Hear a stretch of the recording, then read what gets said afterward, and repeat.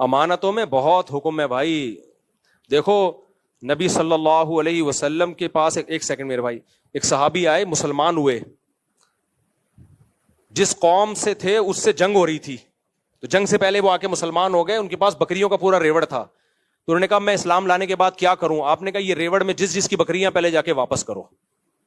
حالانکہ جن سے لڑائی ہو رہی ہے ان کی بکریاں تھیں, وہ تو ان کا تو مال غنیمت ہے نا, لیکن بھائی مال غنیمت تو جنگ کے بعد ہوتا ہے نا, یہ بکریاں تو ان کی ہیں, ان کافروں کی ہیں جن سے تمہاری لڑائی, ان سے تمہارا ایگریمنٹ تھوڑی ہوا ہے کہ ان سے بکریاں لیں اور اسلام لا کے ساری بکریاں ادھر لے آئے. یہ تو پھر غیر مسلم جائے سونا نکالے چوری کرے اور اسلام قبول کر کے سونا لے کے بھاگ جائے. تو نبی نے جو دشمن تھے لڑ رہے تھے ان کے بارے میں ان صحابی کو کہا کہ تم مسلمان تو ہو گئے ہو, لیکن جس کی بکری ہے اس کے حوالے کرو, اس کے بعد ہمارے ساتھ میدان جنگ میں شامل ہو, پھر اسی قوم کے خلاف لڑو جن کی بکریاں تھیں. اتنی مالی معاملات میں اسلام نے ہم کو فیئر رہنے کا حکم دیا ہے, اور آج پتہ ہی نہیں چلتا کتنا پیسہ آ رہا ہے کہاں جا رہا ہے. ایسے بھی بعض محتمم, زیادہ تر صحیح ہوتے ہیں الحمدللہ, لیکن مدارس کے بعض محتمم میں نے دیکھے ہیں, بعض لوگ وہ کیا کر رہے ہیں, مدرسے کے لیے گائے لینے گئے, اپنی نیت سے خریدی, اور جیسے گائے خریدی 50,000 کی, ایک مثال دے رہا ہوں, اور مدرسے کو 55,000 کی بیچ دی. ابے یہ کیا ہو رہا ہے؟ آپ جب مدرسے کے وکیل بن کے جا رہے ہو تو آپ اپنے لیے خرید ہی نہیں سکتے بھائی. آپ جب خرید رہے ہو اپنے لیے تو وہ مدرسے کے لیے ہو, پھر وہی آپ مدرسے کو بیچ رہے ہو, یعنی اپنے آپ کو بیچ رہے ہو. یہ ڈرامے بھی ہوتے ہیں بعض جگہ. نہیں آئی سمجھ میں بات؟ میں اس کی ایک مثال دیتا ہوں. غفار بھائی نے آپ کو 1,00,000 روپے دیے اور بولا جا میرے لیے گائے لے کر آ. آپ نے 1,00,000 کی گائے خریدی غفار بھائی کے لیے, اور پھر دل میں یہ نیت کی کہ غفار بھائی تو یہاں ہے نہیں, میں غفار بھائی کا نمائندہ بھی ہوں اور میں خود ستار ہوں, تو میں ستار بن کے غفار کو یہ 1,00,000 کی گائے 1,10,000 میں بیچتا ہوں. یہ جائز ہے کیا؟ نہیں جائز. سمجھ آ رہی ہے بات؟ دوبارہ سے جمشید نے بھیجا آپ کو, جا بھائی تو جا, میں تیرے سارے خرچے اٹھاتا ہوں, سب منڈی آنے جانے کا خرچہ میرے ذمے, بھلے تو خرچ کر لیکن ذمے کس کے ہے؟ میرے. وہاں چائے بھی پینا, کھانا بھی کھانا, یہ سارے ایکسپینسز میرے ذمے, بھلے اپنے پیسوں سے کھا لیکن ذمہ کس کا ہے؟ میرا ہے. اور تو میرے لیے گائے خرید. آپ گئے, آپ کا نام ہے وسیم, آپ نے وہاں جا کے 1,00,000 کی گائے خریدی, خرچہ سارا کس کا ہو رہا ہے؟ ذمہ داری کون اٹھا رہا ہے؟ جمشید. پھر آپ نے کہا کہ یار یہ خریدی تو ہے, سارا خرچہ تو جمشید کے ذمہ, اگر یہ گائے مر جاتی تو نقصان بھی جمشید کا ہوتا, اور میں گیا بھی جمشید کی طرف سے, ساری دنیا کو بتایا میں جمشید کے لیے گائے خرید رہا ہوں, لیکن میں ہوں تو جمشید نہیں نا, میں ہوں وسیم. تو یہ گائے جو میں نے 1,00,000 کی خریدی ہے, تو میں نے وسیم جو میں سچی مچی کا ہوں وہ بن کے میں نے جمشید کو 1,10,000 میں بیچی. اور پھر آپ نے جا کے جمشید سے کہا کہ یہ گائے 1,10,000 کی ہے. جمشید کہہ رہا ہے کیسے 1,10,000 کی ہے؟ بولو چھوڑو, میں نے جس سے خریدی ہے وہ اس نے 1,10,000 کی بیچی ہے, اور میں نے خریدی کس سے ہے؟ اپنے آپ سے خریدی ہے. تو بعض مدرسوں میں یہ بھی میں نے دیکھا ہے, بعض میں, سب زیادہ تر مدرسے ٹھیک ہی ہوتے ہیں الحمدللہ, کہ وہ محتمم کمبخت کیا کر رہا ہے, پہلے 50 گائے خریدتا ہے اپنے لیے, پھر وہ گائے پروفٹ رکھ کے بیچتا ہے کس کو؟ مدرسے کو. حالانکہ وہ جو اپنے لیے خرید رہا ہوتا ہے تو اس کا رسک سارا مدرسے کے ذمہ ہوتا ہے, اس کا آنے جانے کا خرچہ اور وہ سب کچھ ایکسپینسز کس کے ذمہ ہوتے ہیں؟ مدرسے کے ذمہ ہوتے ہیں. تو یہ جائز نہیں ہے کہ آپ ایک ہی طرف سے وکیل بھی بن رہے ہو اور موکل بھی بن رہے ہو, یہ نہیں ہوتا. اس زمانے میں کوئی مالی معاملات میں ٹھیک ہو جائے نا, بس وہ جنت میں جائے گا, مذاق نہیں. بہت گڑبڑے ہیں پیسوں میں. ٹرسٹ لوگ کیا کرتے ہیں, آپ نے ٹرسٹ بنا لیا بہترین قسم کا, غریبوں کو راشن بانٹوں گا, اور اپنی راشن کی دکان بھی کھول لی فوراً. اب آپ تھر میں 1 کروڑ کا راشن بانٹ رہے ہو, وہ سارا 1 کروڑ کا راشن کہاں سے جا رہا ہے؟ بولو, آپ کی دکان سے جا رہا ہے.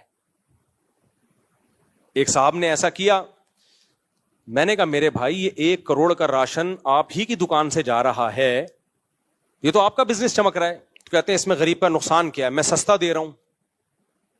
بات معقول ہے بھائی, اگر آپ سستا دے رہے ہیں تو آپ سے لیں, بے شک پھر آپ کا فائدہ ہو جائے تو کوئی غلط بات نہیں ہے. میں نے کہا آپ کہاں سے لے رہے ہو؟ جتنا سستا آپ ٹرسٹ کو بیچ رہے ہو اس سے زیادہ سستا آپ کہیں سے اٹھا رہے ہو, تو آپ اپنے ٹرسٹ کا مال ڈائریکٹ وہاں سے کیوں نہیں اٹھا لیتے؟ نہیں آئی میرا خیال ہے. بھائی آپ اپنے ٹرسٹ کا مال ڈائریکٹ وہاں سے اٹھاؤ جہاں سے آپ اپنے جنرل اسٹور کا مال اٹھا رہے ہو, اپنے گودام کا مال اٹھا رہے ہو. پھر آپ کے لیے حلال ہے. یہ پوری دنیا میں اتنا سستا کہیں اویلیبل ہی نہیں ہے, آپ کی دکان میں سب سے سستا, پھر آپ اٹھا لو بھائی, کوئی بات نہیں, غریب کو بھی فائدہ ہے سستے میں, ٹرسٹ کو بھی فائدہ ہے, آپ کو بھی فائدہ ہے. لیکن ہو ایسا نہیں رہا ہوتا, ہول سیلر کوئی اور ہے. تو آپ اتنا مال جب کروڑوں کا اٹھا رہے ہو تو اس ہول سیلر سے اٹھاؤ نا جو سب سے کم ریٹ لگائے. تو سب سے کم تو وہ لگا رہے جس سے آپ لے رہے ہو. کہتے ہیں اس تک ہماری رسائی نہیں ہے. تو تم نے مال وہاں سے کیسے اٹھا لیا اگر تمہاری رسائی نہیں ہے اس تک؟ یہ 2 نمبریاں ٹرسٹوں میں ہو رہی ہیں. نہیں آئی میرا خیال ہے بات بالکل ایسی جیسے اسکول کا یونیفارم خریدو تو کہاں سے ملے گا؟ اسکول سے ہی ملے گا. جیسا یونیفارم ہے آج تک کوئی ٹیلر مارکیٹ میں ایسا پیدا ہوا ہی نہیں ہے کہ وہ یونیفارم کسی کا باپ بھی بنا سکے. یہ سب غلط طریقے ہیں پیسہ کمانے کے, یہ دھندے چل رہے ہیں. اللہ بچائے یار, انسان کا بچہ بننا, خدا کی قسم ہمارے حضرت فرماتے تھے سب کچھ ملے گا مارکیٹ میں, انسان نہیں ملے گا. انسان کا ملنا بہت مشکل ہے. اور یہ حضرت نے پتہ ہے کب کہا تھا؟ جب حضرت چاہتے تھے اپنا نائب کسی کو بناؤں. میرے شیخ مفتی رشید احمد صاحب پہ بہت ان پہ اشکالات ہو سکتے ہیں, ان کی رائے سے اختلاف ہو سکتے, ان کے تقوی پر آج تک کسی نے انگلی نہیں اٹھائی. بہت پرہیزگار تھے, بہت پرہیزگار تھے. جنہوں نے ان کے ساتھ وقت گزارا ان کو پتا ہے کیسے اللہ والے تھے. وہ کہتے تھے میں کس کو اپنا نائب بناؤں کہ میرے بعد میری گدی وہ سنبھالے. 8-10 سال انہوں نے کوشش کی. فرمایا ایسا میں نے آزمایا نا, لیکن انسان نظر نہیں آتا, جو ان کا ایک معیار تھا. پھر بنایا حضرت مفتی عبد الرحیم صاحب کو. مفتی عبد الرحیم جو میرے شیخ ہیں.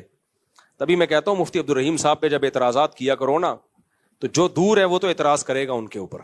کوئی بوٹ پالیشیا کہے گا, کوئی سرکاری ملا کہے گا, کوئی کیا کہے گا, کوئی کیا کہے گا. میں نے بھائی 30 سال گزارے ہیں ان کے ساتھ, میں آپ کے ان باتوں سے متاثر نہیں ہوں گا. پاکستان میں جو بھی مخلص ہوگا, جذبات سے ہٹ کر بات کرے گا, گراؤنڈ ریئلٹی کو سامنے رکھ کے بات کرے گا, لوگ اس کو ایجنٹ ہی کہیں گے. اور جو جذباتی باتیں کرے گا, الٹی باتیں کرے گا, لوگ اس کو مانیں گے یہ ہے کیا مخلص, یہ مخلص ہے. اور پھر ظلم یہ کہ لوگوں نے مفتی تقی صاحب اور مفتی عبد الرحیم صاحب کو 2 الگ الگ پارٹیاں بنا کے پیش کیا ہے, یہ بھی ظلم ہے. حضرت مفتی تقی صاحب سے آج بھی حضرت مفتی عبد الرحیم صاحب کی ملاقاتیں ہوتی ہیں. کسی کی رائے کا اختلاف کسی چیز میں اگر ہو جائے تو یہ تھوڑی کہ 2 الگ ٹریک ہیں. لوگ تصویریں بنا رہے ہوتے ہیں, بتاؤ تم ان کا ساتھ دو گے, ان کا ساتھ. بھائی دونوں ہمارے بزرگ ہیں, دونوں ہمارے بڑے ہیں. کسی چیز میں اگر رائے کا اختلاف ہو جائے کہ ہم یہ سمجھتے ہیں کہ ایک الگ وفاق ہونا چاہیے, وہ سمجھتے ہیں نہیں ہونا چاہیے, تو یہ اختلافات تو ہمیشہ سے رہے امت میں. پاکستان بننے میں نہیں علماء دیوبند کا اختلاف تھا. حسین احمد مدنی کہتے تھے نہیں بننا چاہیے, مولانا شرف علی تھانوی کہتے تھے بنانا فرض ہے. تو کیا 2 الگ الگ راہیں تھیں؟ بھائی رائے کا اختلاف تھا, لیکن دونوں کیا ہیں ہمارے بڑے ہیں. تو رائے کا اختلاف ایک الگ چیز ہوتی ہے کسی کی پالیسیوں پہ, لیکن یہ کہہ دینا کہ یہ فلاں کے ایجنٹ ہیں, یہ سرکاری پٹھو ہیں, یہ فوج کے وہ ہیں, یہ بہت غلط بات ہے. یہ آپ متاثر ہو گئے ان نعروں سے, ہم نہیں ہوتے متاثر.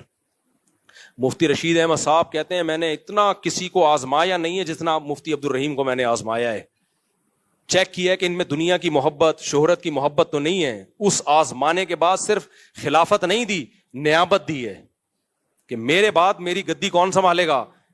اور مفتی عبد الرحیم صاحب نہ مفتی رشید احمد صاحب کے بیٹے ہیں, نہ پوتے ہیں, نہ داماد ہیں, کچھ بھی نہیں ہے. میرٹ کی بیس پر, سمجھ رہے ہو, قوم بھی الگ الگ ہے. مفتی عبد الرحیم صاحب اردو اسپیکنگ ہے, یعنی انڈیا کے اردو میں شمار ہوتا ہے, اور مفتی رشید احمد صاحب پنجابی تھے. قوم بھی الگ, زبان بھی الگ. خالص میرٹ کی بیس پر مفتی عبد الرحیم صاحب کا سلیکشن کیا انہوں نے. تو کہاں سے کہاں بات چلے گی, ہم کیا کہہ رہے تھے.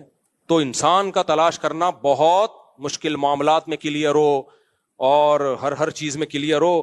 تو ایسے لوگ مارکیٹ میں کیا چل رہے ہیں, شارٹ چل رہے ہیں. تو اللہ ہمیں ان 60 لوگوں میں شامل کر لے. کیا ہول سیل سے جو چیز چل رہی ہو, تو ٹرسٹ میں یہ گڑبڑیں ہو رہی ہیں آج کل. تھر میں خوراک بانٹی جا رہی ہے اور اپنے جنرل اسٹور سے بانٹی جا رہی ہے. کروڑ پتی بن گئے تھوڑے دنوں میں. جیسے وہ تھا نا پرانے وزیر اعظم, پرانے سے پرانے, اسٹیل مل جو وہ ہوا نا کہ یہاں روڈ بنیں گے اور پلوں میں اتنی لوہا لگے گا, اتنی اسٹیل لگے گی, تو ملک کے لیے بڑا اچھا کام ہو رہا ہے. لیکن وہ اسٹیل جا کس کی فیکٹریوں سے رہا ہے؟ آپ کی فیکٹریوں سے جا رہا ہے.